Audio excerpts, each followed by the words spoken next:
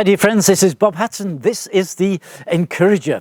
Glad you could make it today on this wonderful sunny day. We're talking about Mary Magdalene. On Monday we heard that she went to the grave of Jesus. She went to mourn him there. She went very early on Sunday morning before the sun had got up. It was still dark, is what John tells us. She goes there and she looks into the grave because she is very surprised, very shocked that the stone has been moved away from the grave. And she looks in there, and her shock is even greater as she sees that the body is gone. Now, when we hear that the body of Jesus is not in the grave, that's the time for us to get out of our armchair and start to shout and start to rejoice and start to be glad, because that means that Jesus has been raised from the dead.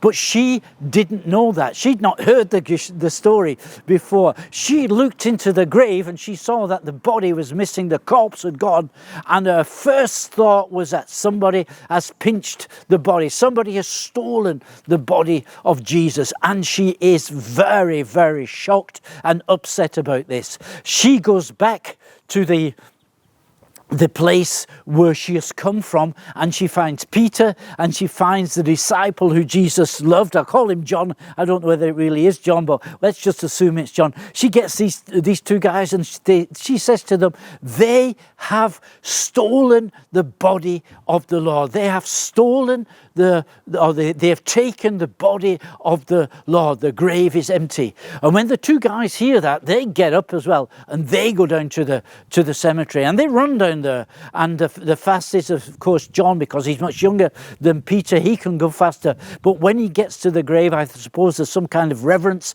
in his heart. He stops there, and he doesn't enter. But Peter, who's a lot slower, and I suppose he comes puffing and panting behind John, he runs straight into the grave. Doesn't seem to be any sense of reverence there. He wants to have a look, and the body is missing.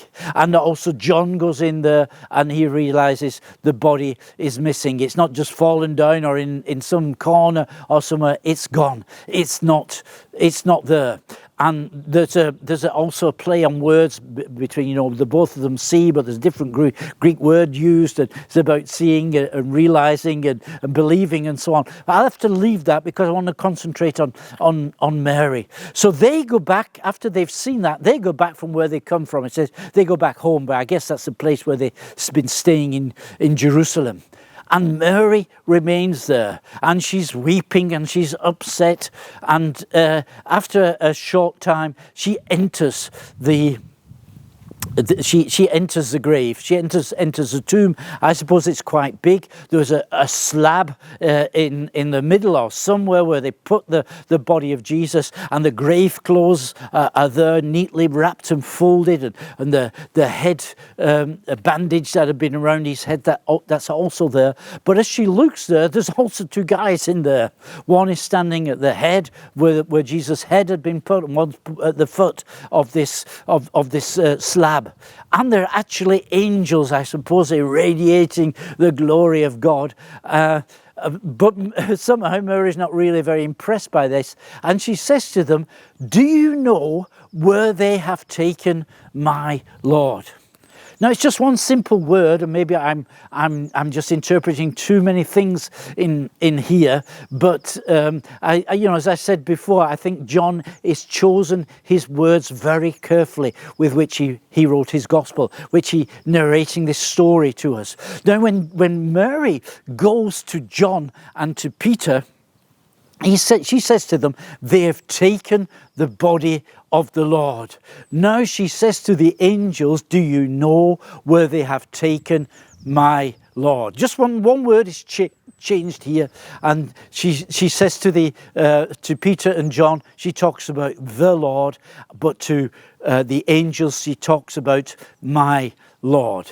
And this is just a small detail, but I think it's very important. There's a story of a little boy who lived in Switzerland, in somewhere in the mountains. I suppose this is in a time that's long gone. But this little boy, he was pretty slow in his thinking. He wasn't a very good student. He wasn't very intelligent, and his job was to look after the sheep, and he would bring the sheep onto the high ground to where there's grass there. They would graze there, and they would stay there for a few months, and then he would bring the sheep back down. And he didn't go to school very often, and he didn't go to church very often, and he didn't go to the church Sunday school very often. But now and again he would make it.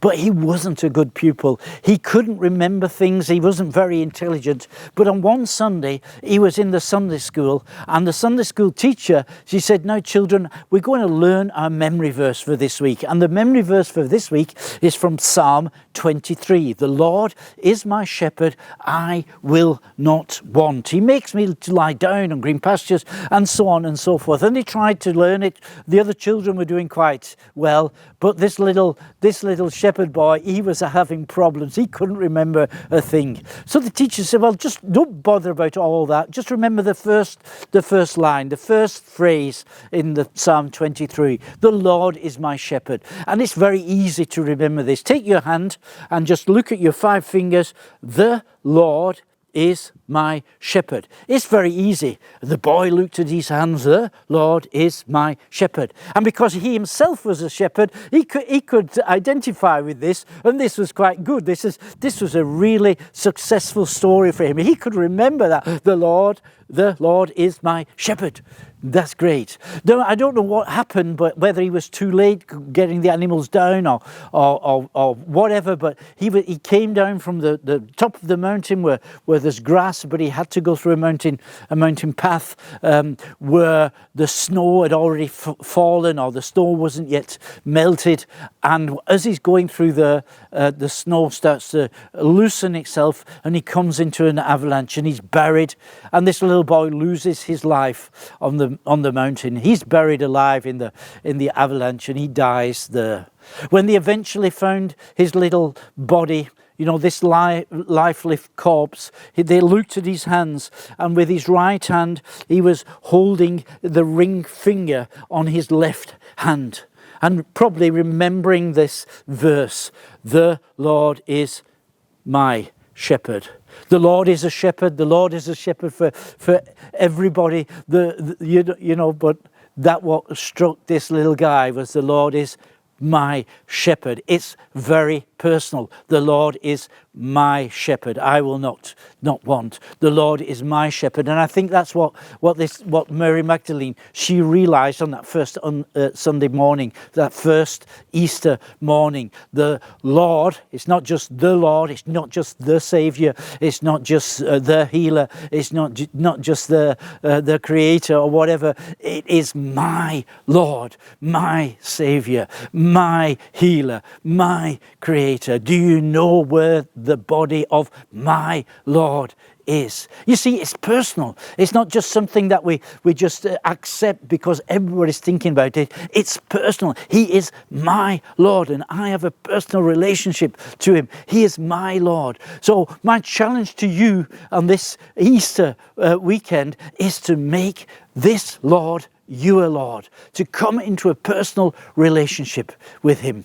So have a good day. I wish you a happy Easter. I won't be here over the Easter weekend. I'll be back next Wednesday, the Wednesday after Easter, and I'll see you then. God bless you. Have a good time. You're Bob Hatton, your encourager.